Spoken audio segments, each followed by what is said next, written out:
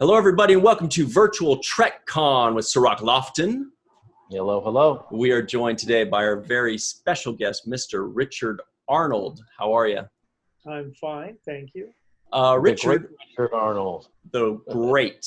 Richard was a research consultant on many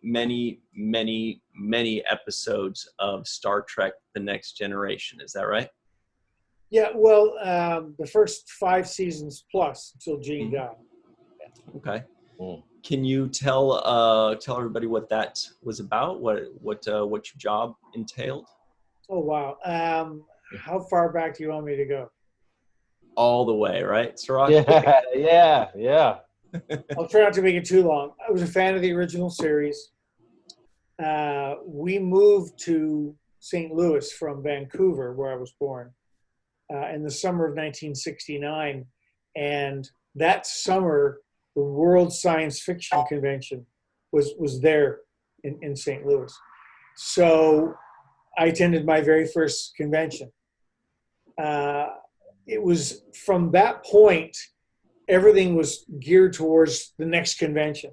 And I attended several a year until I think it was the Worldcon in '71, where the organizers were so sick of the Star Trek fans asking for programming that they said, if you want that, put on your own conventions.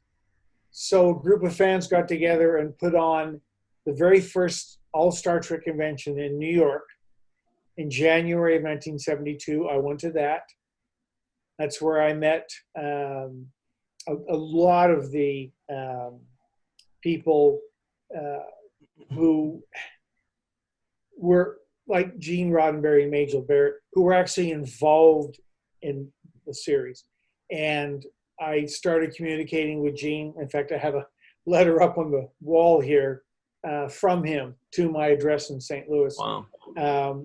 And started going to conventions out in LA and visiting Gene while I was there at Universal and at Warner Brothers, where he was doing various pilots, TV shows. And eventually in 1974, I moved to LA for several reasons. But I seem to have more friends there than in St. Louis. And I really liked it in LA. So there was no job offer or anything, but I was friendly with Gene. I'd gotten to know his assistant, Susan Sackett. I was running Grace Lee Whitney's fan club out of a spare room in Gene's offices. And I eventually had my name over the door. I had my own phone extension. I had an overhead number to charge things to, office supplies and so on. And eventually, after 10 years, Gene decided they should hire me, the studio. And Gene always covered everything, but he wanted the studio to start paying me a salary. It was a 10-year internship then, huh? Yeah, from 1976 to 86. That summer, and Gene could tell, I'd had to quit my real job, which I'd been working at the Bonaventure Hotel for 8.5 years, because all of my time was being consumed by Star Trek. And my boss at the hotel gave me an ultimatum. So I said, Star Trek, I mean, come on, it's more important to me. So I left the hotel, started working full-time. I already had my office and a parking spot and everything else. And it was in time for the 20th anniversary of the original series, the development of Star Trek The Next Generation, and everything else that was going on at that time, Star Trek 4, etc. So, yeah, I'm going to cough. Sorry. It's all right. Sirach coughs a lot, too. Dry throat. At least I don't do what Gene used to always do, which is, keep hands off his face. So, I was there at this amazing time. I already knew all of the original series cast. Once The Next Generation began, obviously I got to know all of that cast. And, the first 6 movies. Okay. My daily routine was to try and get in before Gene, get the coffee started, get the mail, sort, get everything ready to go over to the set, answer the phone calls, deal with the mail, no computers back then, no internet, nothing like that. And whatever requests there were from the 5 divisions I was working with. Science, medical, operations, engineering, command. Feature division, television, merchandising and licensing, and so on. It was all the different areas that dealt with Star Trek in some way. Some more than others, obviously. Merchandising and licensing took up a lot of my time. In order to get me hired, what the studio did was they got all those different areas to pay part of my salary. So none of them felt like they were having to spend too much. One of the complaints when they hired me was that for all those years, they'd gotten it for free. They'd gotten the milk for free, so why should they buy the cow? So that's well, Gene told them you have to, or he leaves. So, yeah. And yeah, there were times where one division would say he's not working for us as much as he's working for the others, but no, the studio, fortunately I had some people who supported me. So I did that for the next, from 86 to 91, so a little over 5 years. Sounds Gene like you were passed doing in October of 91. Sounds like you're doing a lot more than just research consultant then, right? Well, they needed a title for me. They didn't even know what to call me. Resident Trekkie is what I had been up until then, but Gene didn't think that was quite good enough. So they started calling me the archivist, but it turns out that's a union position. So rather than join the union, because what I did was so different from any other archivist, they were going to call me consultant. But on the films at that point, Next Gen hadn't started yet. Gene was the executive consultant, so he decided I should be research consultant. So that's why I had the title. But I yes, I would go through every script. I worked a lot with the writers. I certainly, worked with the actors if they had any questions. Guest stars occasionally would need. I would go down to the set, try and help them understand what the hell it was they were getting. Some of them had no idea what they were getting. Star Trek's different from most TV shows. An actor being told you're a Cardassian, what the hell does that mean? So you have to kind of explain what it is that they're doing.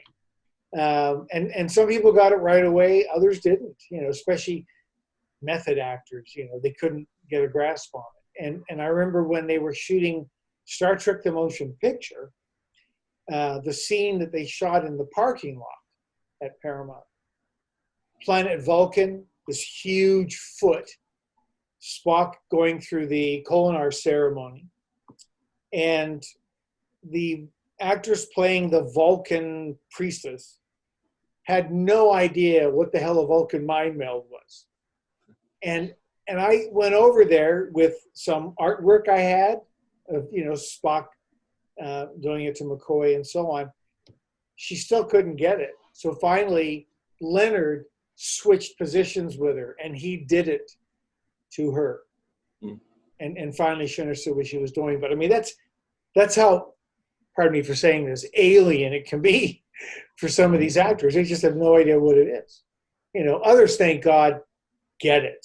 Patrick Stewart, he never really admits this, but he used to watch it with his kids.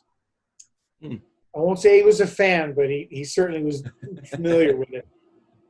In an episode during the first season, Conspiracy, I think, they're on Earth, first time in Star Trek's history where they're actually on Earth, and they're dealing with these alien creatures. Henry Darrow was playing a Vulcan, an admiral. And in the script it says he and Picard greet each other and shake hands. And Patrick knew that that was wrong and called me down to the set and said, what is it that the Vulcans do when they meet somebody? Well, like that. So there you go. Some actors know, some actors have an idea, and others completely lost.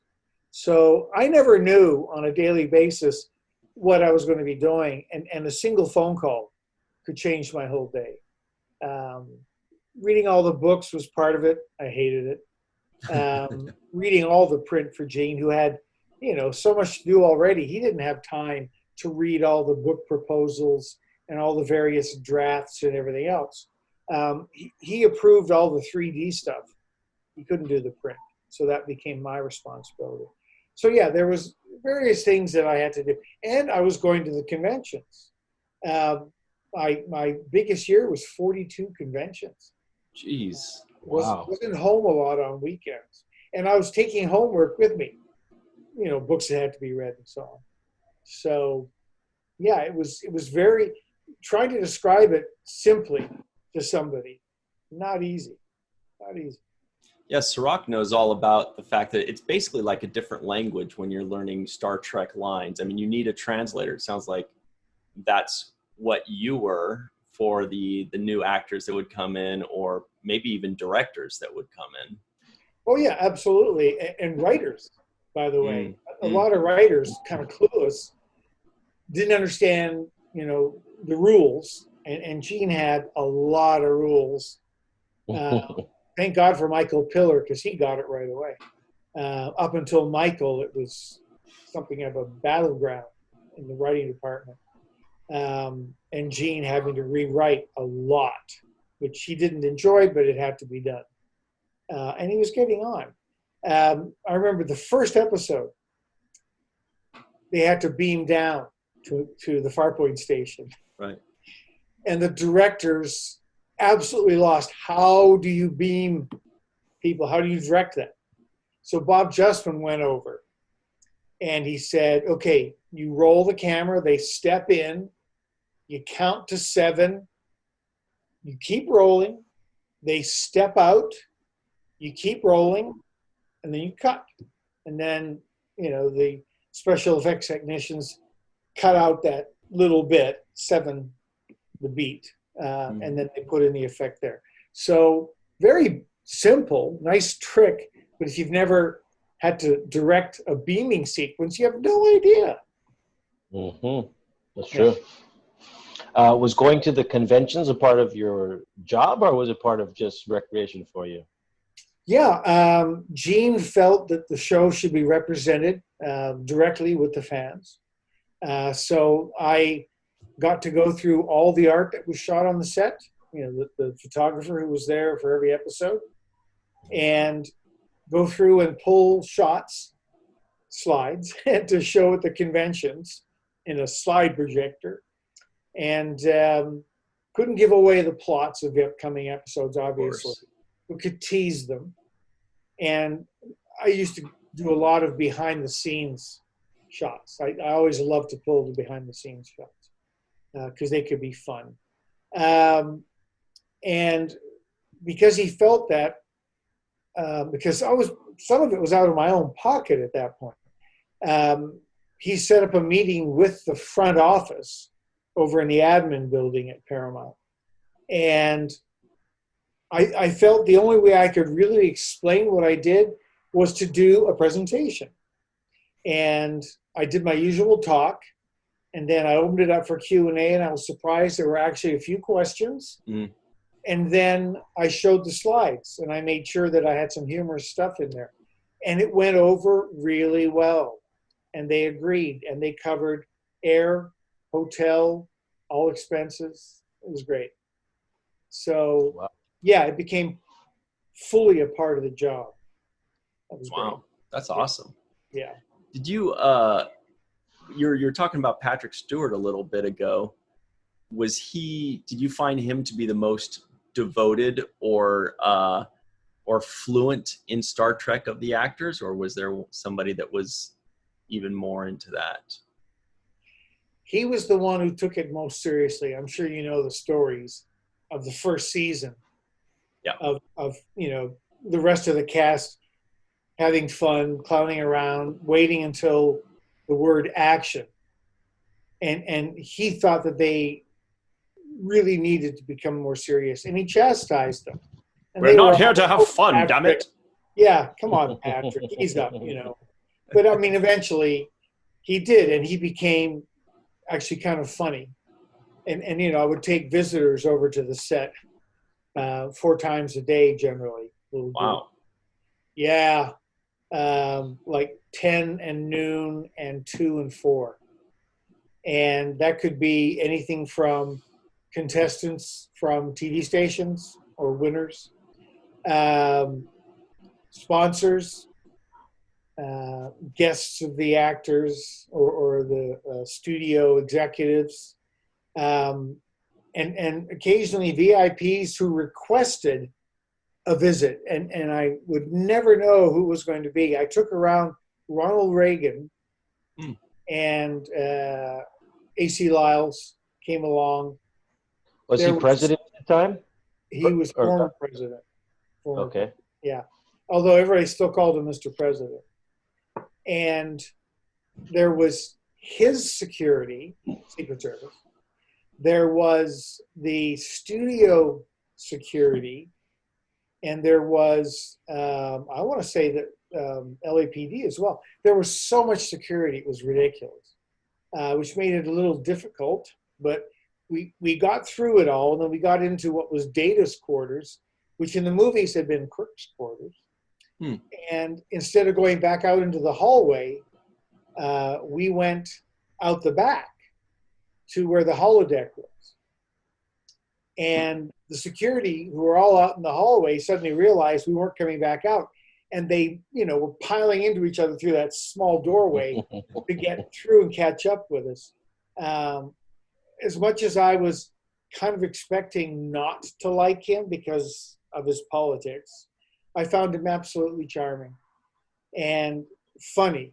And when we got to stage 16, which, our planet stage, the Klingon High Council chamber was built. And there were loads of Klingons. And of course, they're all standing around, fascinated by the president being there. And afterwards, somebody asked him, what did you think of the Klingons? And he said, I liked the Klingons. They reminded me of Congress. Yeah. There was a special moment. Gene, definitely a Democrat, wanted to be there. And he came over to 16 once we got there. And Chooch, Charlie Russo, set up his chair.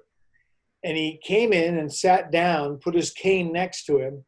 And when Ronald Reagan started coming over, Gene was starting to get up and he knocked his cane down. And Ronald Reagan stepped forward, crouched down, picked it up and handed it to him. And later he said, at that moment, I felt as though I was being knighted. Isn't that a nice thing to say? Yeah. It's awesome. Yeah, everybody was impressed with him. Brent Spiner had said ahead of time when I told everybody I was going to be bringing him over the next day, he said, if I'm working and he comes on the set, I'll leave.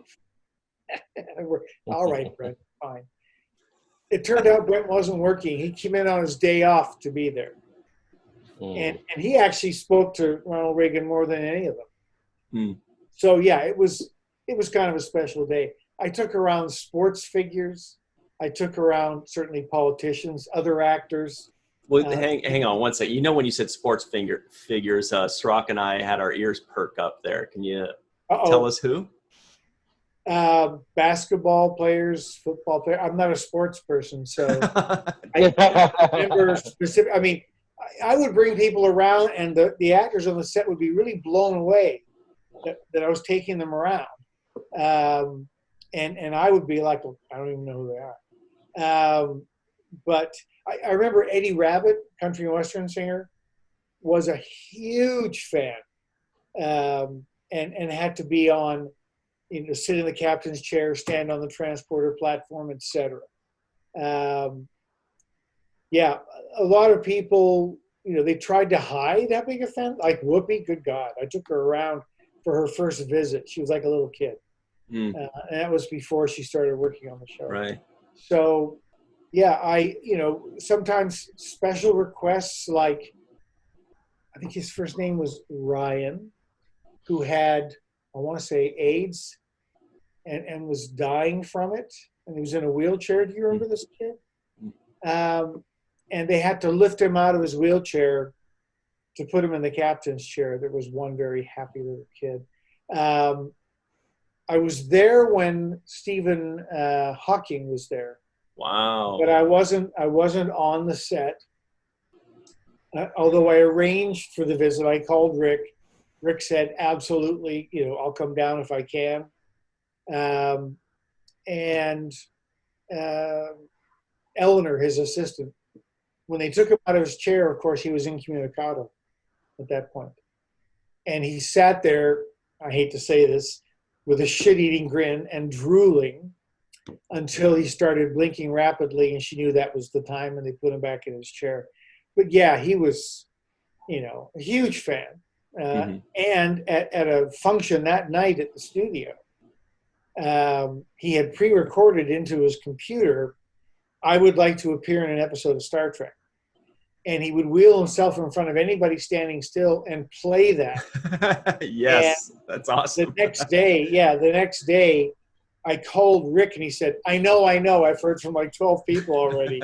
And they worked out a scene for it. And to this day, he's the only person who ever played himself. That's right.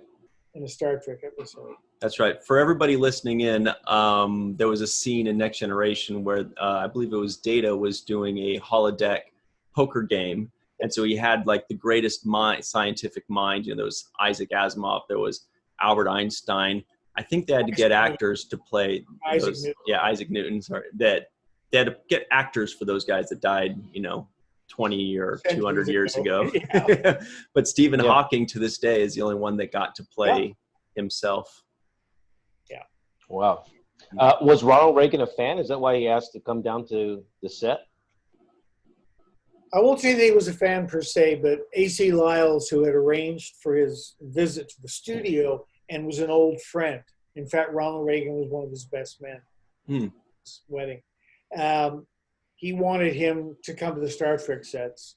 I don't know if he asked to see them or if AC gave him a list of, here's the current shows, but we got to be one of the few sound stages that he went to.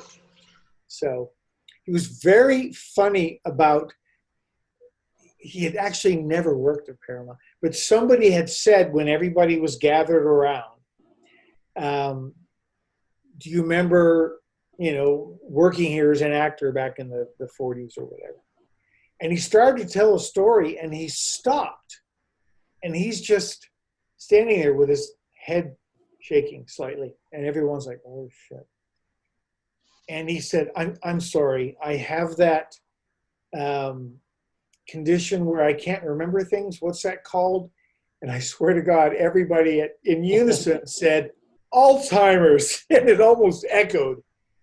And he waited while we all just felt horrible for a second. And then he said, oh, that's right, Alzheimer's, but I have Irish Alzheimer's. And everybody's like, what? He said, I forget everything but a grudge. It was a joke. He set us up. I thought he was going to say, I forget everything after I drink whiskey. A couple of years later, he really did have it. So, yeah. No, I thought he was absolutely charming. Yeah. What was the first moment like when you met Gene? Did you guys hit it off right away, or were you pitching yourself to him? When he and Majel arrived at the committee suite at the Statler Hilton Hotel in New York, I had come up by bus, and I had been helping stuff all the envelopes, bags. Back when you got a program, you got goodies, you got all the stuff. It's not like Creation. And we love you, Creation. Yeah. By the time Gene and Majel got there, I was really tired. And I recognized Majel immediately because she still looked very much like Nurse Chapel. This is only 3 years later. And you know, they were going to talk with everybody. And I went into the bedroom of the suite and I laid back on the bed. And the next thing I know, somebody's shaking my leg, and it was Gene who'd come in to use the bathroom. And he asked if I was okay. And I said, yeah, I'm just, you know, really tired from the trip here. And at this point, I didn't know who he was. You know, nobody had ever seen him. He was a name on the screen. So I just assumed he was Mr. Barrett, Majel's husband. Okay. I was a kid at this point. And the next day I was down in the ballroom. They were about to start the programming, and I was filling some jugs with water and ice, putting glasses out on the stage. And here he comes in the wings. And I'm kind of wondering, oh, is Majel about to show up? And he and I were just chatting, and then, and very pleasant. They said, ladies and gentlemen, the creator and producer of Star Trek, Mr. Gene Roddenberry. And I'm like, oh, God. And he went out on stage. I was so embarrassed. And later afterwards, I was apologizing, and he was amused by it. And at the end of the convention, gave me his address, home address. And that's when we started a correspondence. So I never pitched myself because there was never a job. You know, it took 10 years for there to, or 12 years. Sorry, from that convention, it was 14 years. Wow. Before there was ever actually a job.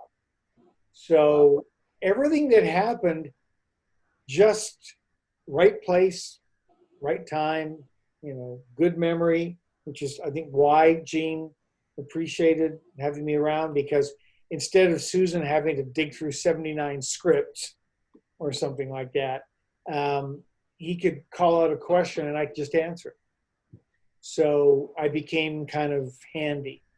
Somebody once said when they called me down to a writer's meeting, and Gene was asking me a question, none of the writers knew the original series well enough, and I just answered it. It was about Return of the Archons. I happen to remember that. And Gene was trying to remember the name of the character, and he said Landau, and I said, Martin Landau was never in Star Trek, and he said, no. All the zombies walked around. I said, oh, Landru, Return of the Archons, episode 22. Oh. And he said, all right, thank you. And as I'm walking out, one of the writers said, Gene, what's it like to have your memory outside of your body walking around? You're his portable memory. Yeah, he said it's sort of convenient. It keeps my mind free for the important things. Kind of a slap in the face, but okay. It got me a job, yeah. Yeah. So go ahead, Sirach. No, I was just going to say he was like a walking memory alpha, or you're like a walking before memory. There was, again, the internet. Yeah. I mean, now anybody could just, you know, put it on and get their answer. Back then, no. I remember Eddie Murphy's writers calling me when he was working on, was it The Perfect Gentleman? And Eddie wanted there to be a scene where he walks into the house and he's walking by the den and the TV's on and there's a Star Trek episode running. And the character prides himself on being able to name a Star Trek episode within 5 seconds of seeing it. He knows what it is, right? And sounds like about 1,000 people I know. Yeah. Nerds. Yeah, exactly. So he wanted the scene where Kirk's fucking the green bitch and she turns into a monster and tries to kill him. And I said, that never happened. And they're like, well, yeah. You know, Eddie, I said, no, it never happened. It's 2 different episodes. You're talking about Man Trap and, oh my God, I just went absolutely blank on it. The one with Yvonne Craig. Sirach knows. Right? Oh, Yvonne Craig. You know that? After the Man Trap. Yeah. No, it's 3rd season. It's towards the end of the 3rd season. Anyway, and Eddie gets on the phone because he's sitting there in this meeting, and he says, "Do you know the one I'm talking about?" Because we already knew each other. He said, "You know the one I'm talking about?" I said, "I swear to God, Eddie, it's you're mixing two different things." So his writers had to go through all 79 episodes, and they never found it.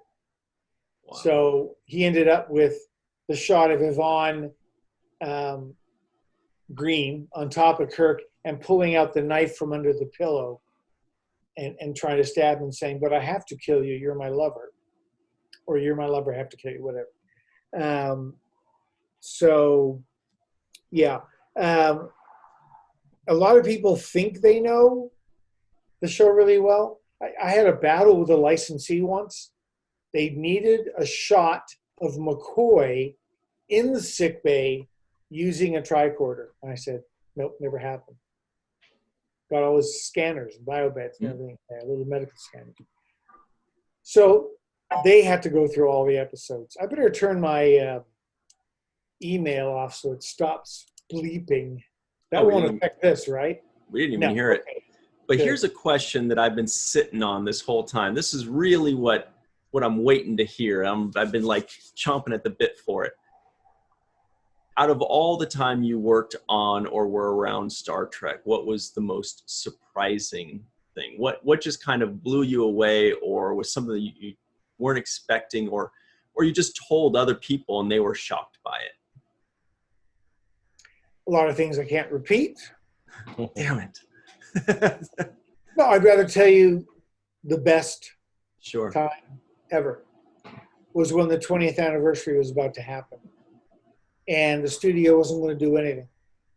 And Gene felt that they should do something because there was so much anticipation for the fourth film. The Next Generation was in development, very, very early stages at this point. A lot was going on. So I went to my angels in the front office, and the one who I felt would help agreed that we should do something. And out of that came the 20th anniversary party that was held on the back lot, which turned out to be the hottest ticket, in ages, that everybody wanted to go to this, and we couldn't have everybody. We invited and got nearly 200 actors who had appeared in the original series. Wow. We got directors, we got writers, we got, crew. We didn't have anybody who would have been inappropriate to have there. For instance, Michael J. Fox crashed the party because he was a huge fan. Robin Williams crashed the party. He was a huge fan. So the soundstage was packed. And it was stage 10, right next to 9, where all the standing sets were from the feature films.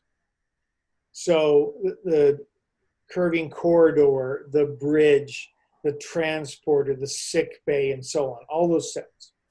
And again, because of Earlets, everything was lit. They had all the blinkies going. Lots of fans because all the sets used to get really hot. If you ever watch the bloopers, the second the scene was done, they would say cut, and you'd see all the lights go out in the background because everything would get so hot they couldn't even touch the panels. They had music playing in the corridors. They had black curtained out anything that wasn't like a part of the set. And we had a corridor from 10 to 9. So you kind of walked through this black tunnel and you walked into the set. It was really incredible. And seeing people who hadn't seen each other in 20 years at that point, people who worked on episodes together, all the reunions, it was truly an amazing event. And a huge cake in the shape of the Enterprise, which was mint chocolate, as I remember, and Gene and the cast up on the stage with Frank Mancuso and a few other people in the studio cutting the saucer, and then the caterers served everybody. Everyone was there except for DeForest Kelley and George Takei. George was in Japan for his grandmother's 105th birthday. Wow. And DeForest Kelley was on his way to England for his very first convention over there. And he did not want to disappoint the fans. Good for D. That evening, and I was in uniform from the movies, as were all of my helpers. Which uniform, though? Are we talking about the motion Star Trek picture? 4. Okay. No, Star Trek 4, the red or burgundy wool gabardine. Hot, but thank God it wasn't a hot night. So we were all very warm. No, all the catering staff were in costume. And no, it was an incredible evening. It was pretty exhausting, but a lot of work to put it all together. But Earl made sure that absolutely everything was covered. It was really, it was one of the, and people talked about it for years after that. There never was such a party for the next gen or for anything else, really. Yeah. Do you guys remember how you met? How or when or where the two of you met? You and Sirach, yeah. It was during the first season, when the show was still new, and your mom was around a lot. And I remember talking to her in your trailer. And again, you were just, I mean, when I say little, I mean, I think you were the shortest cast member, even shorter than Armin. And he ended up being the tallest cast member. So, yeah. No, I mean, I never really needed much other than an occasional signature from Sirach on various items going to charities or whatever. So it's not like we spent hours talking or anything. But yeah, I saw him frequently. I felt like Richard, you were like the godfather of the show in a lot of ways of Star Trek in general.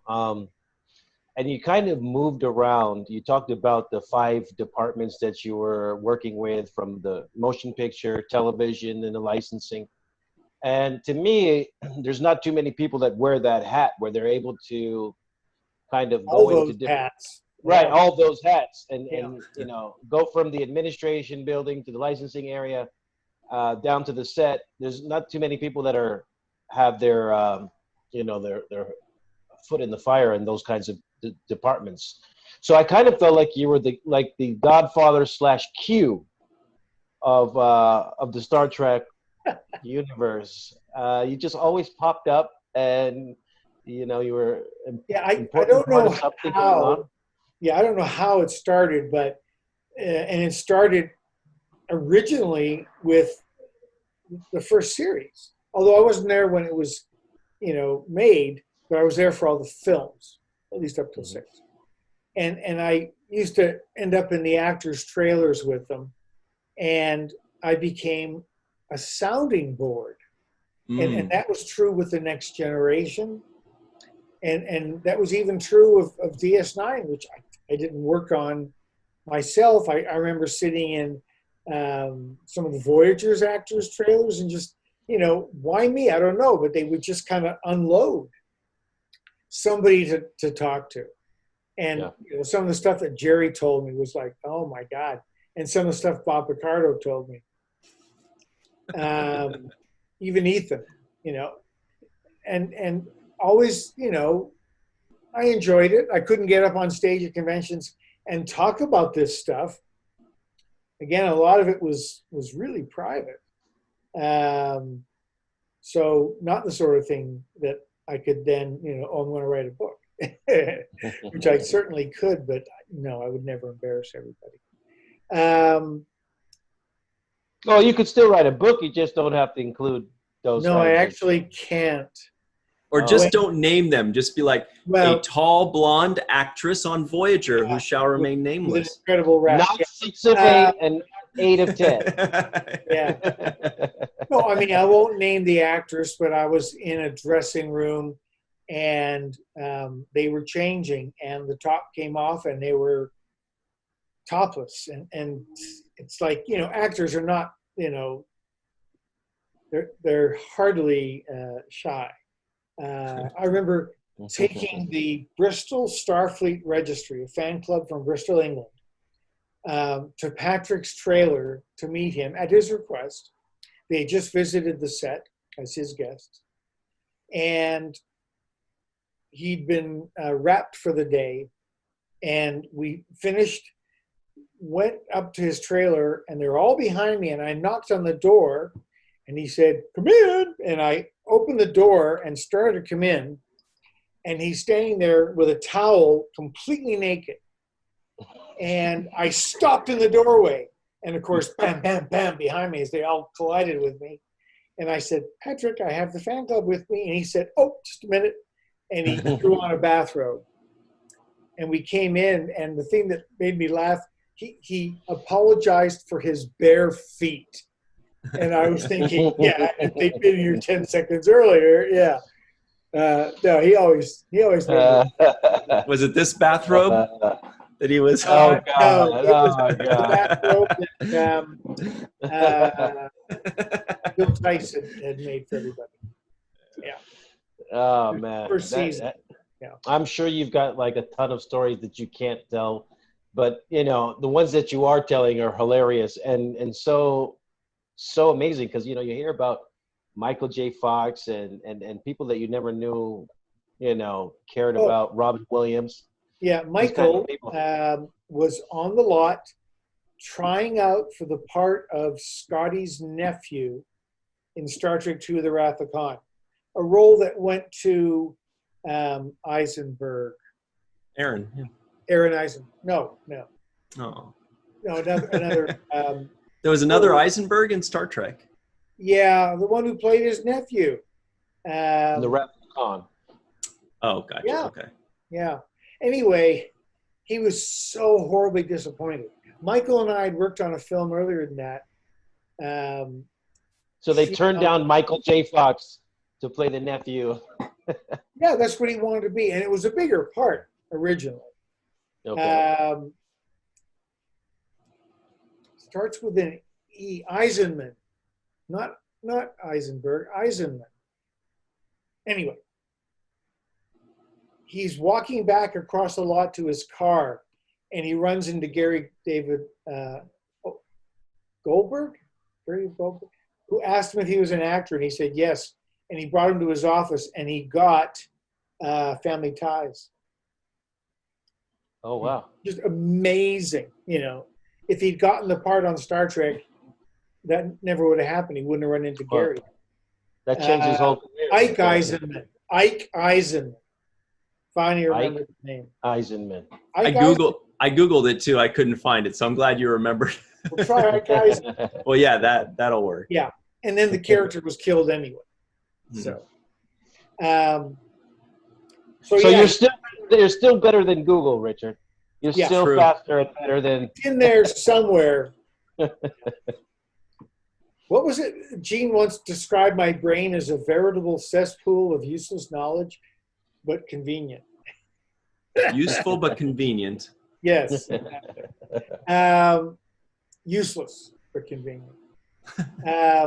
Anyway, Michael and I, got to know each other certainly better than we had on the film set, and when he was shooting on 2.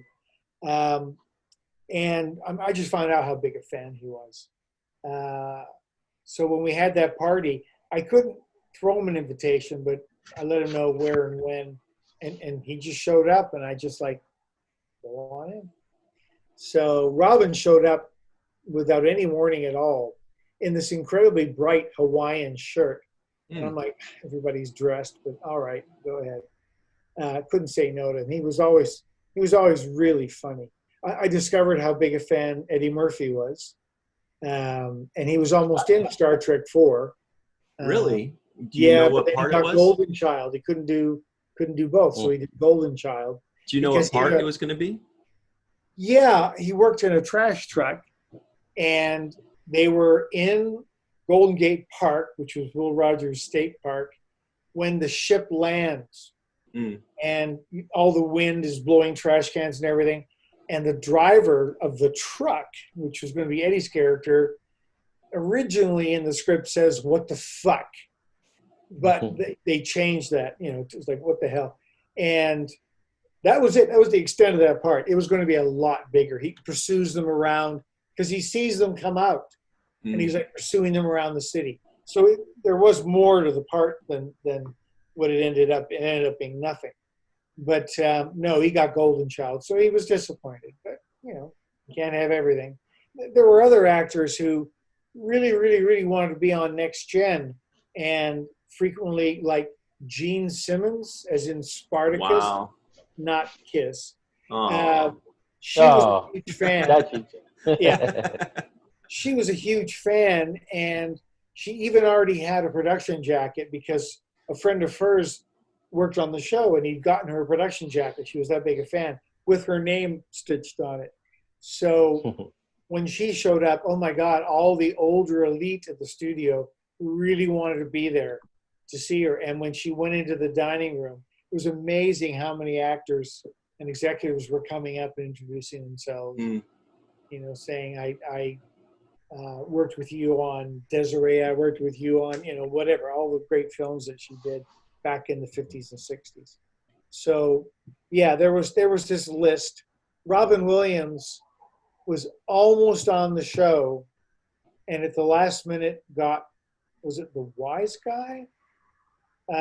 And couldn't do it, and that really upset Rick Berman. So they put in. Do you have any idea what role that was for Robin? What it would have been? Oh yeah, no. Rasmussen, was that the character's name? Who supposedly was from the 29th century and was there to observe them. Oh yeah, and they ended up giving it to the actor that played Max Headroom, right? What's his name? Right, they gave it to him. Yeah, we've had him at a convention, and of course I'm blanking again, but it'll right. It'll show up at some point. That's a fun role. A lot of people, like Stephen Hawking, got their wish, and a lot of other people, it just never happened. And some people who absolutely shouldn't have been able to work on the show because it was just a job. It was so obvious. And one of the worst was Lawrence Tierney. You know the name? Famous actor from the 30s, 40s, 50s. Played a lot of heavy. He was Dillinger, famously. I think it's what made his career. And he couldn't remember his lines because he was already an older actor at this point. And he just was ignoring the director. Yeah, he shouldn't have been there. And I remember Patrick, who never lost his cool, stepped out of the set, behind the set with Brent. They were in this scene with Lawrence Tierney.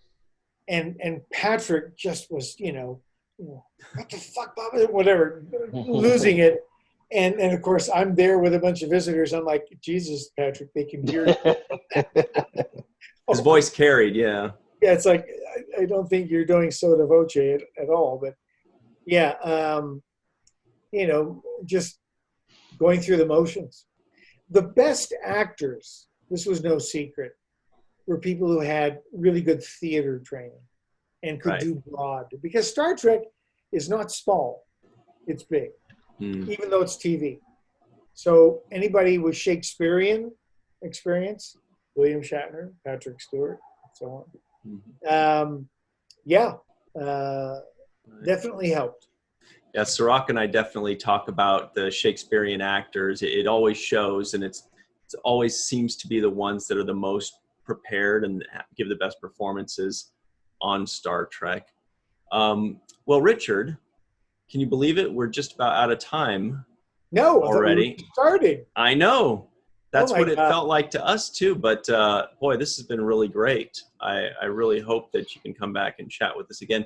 I have to confess, I didn't know much about you until Sirach told me about you, and it turns out you are just a wealth of knowledge, not just for Gene and them while you're working there, but just for all of us that want to know all the inner workings and the details and stuff. Sirach, this was a great idea. Really Richard has been the godfather, like I said, of Star Trek, really the unofficial godfather. And I want to say also before we leave that you've done so much charitable work for different people across the spectrum all of these years, Richard, and I want to say thank you for that. And I also want to let the people know that you've been, battling your own personal medical issues, and the people out here can really support you by prayers and good wishes, and and making sure that they give you well wishes so that we can make sure we have you around for a long time to come. Yeah, I'm doing okay on that front, and I'm looking forward to doing more conventions. I haven't given up on that, and hopefully, I'll see you at Vegas is now in December if it happens. That's not that far away. Doesn't look like it right now, but it may happen. And if not next summer, hopefully by then with the vaccine, we'll be able to go back to doing conventions again. I hope to see you, Sirach. I hope to see you, Ryan. And again, I've seen you walking around the show. Well, I'm looking forward to it. Now we won't just be strangers passing by the vendor's room. Yeah. Well, that's really cool. Richard, thank you so much for joining us. This has been an absolute pleasure. Really hope to talk with you again in person and on some kind of forum like this again. Really looking forward. And I'm sorry I've had problems sometimes pulling names out and things. It's better than us.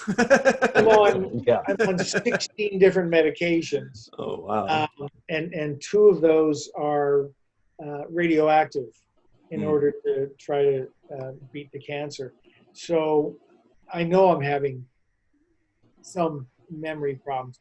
Nothing huge. Pretty impressive still. Yeah. Very, very impressive nonetheless. Richard. Yeah, it is impressive. And not only that, but I think you only scratched the surface about how deep you can go. We can literally, this interview could go 10, 20, 30, 40 hours. Yeah. Let's try it. One surprised me. And it's not the greatest one, but I don't think he's still around. I think he's passed. So I can say it. We had, I'm blanking on his name now. From Even MASH. better. From MASH, yeah. Alan Alda? Charles. That's the only one I know.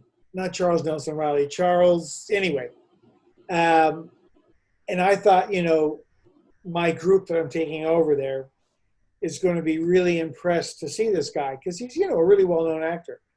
And we walk into the set and he's having like a tantrum and he's swearing and he's being a complete asshole. And he was an asshole to my guests. And Alan Bernard, our sound guy, he was a great guy. He pulled out his earpiece and he just said, "Hey, shut the fuck up." and kind of surprised everybody because Alan was the coolest guy in the world. And apparently after we left, he tore a strip off him. And when I came back with the next group later on, he came to me and he apologized to me. So, okay, not a complete and total jackass. But everybody is not as cool as you think they might be. And Star Trek, despite the fact that it is that incredibly positive future, could be as political and nasty as anything else. And you have to kind of, watch your P's and Q's. I'm sure Sirach knows there were people you did not want to piss off. So. All right. That's true. There you go. I gave you a little stay tuned next time. We'll talk about all the people not to piss off. There you go. All right. Well, Richard, thank you so much for everything. We'll have whatever information you'd like in the description box below of this video. And we'll catch you next time. All the best to you. Okay. All right. Thank you so much. Everybody, thank you, Richard. Thank you so much for joining us. We'll see you on the next one. Bye, guys. What was it before Sirach? Virtual Trek Con! Virtual Trek Con! I was like, Cash Cab!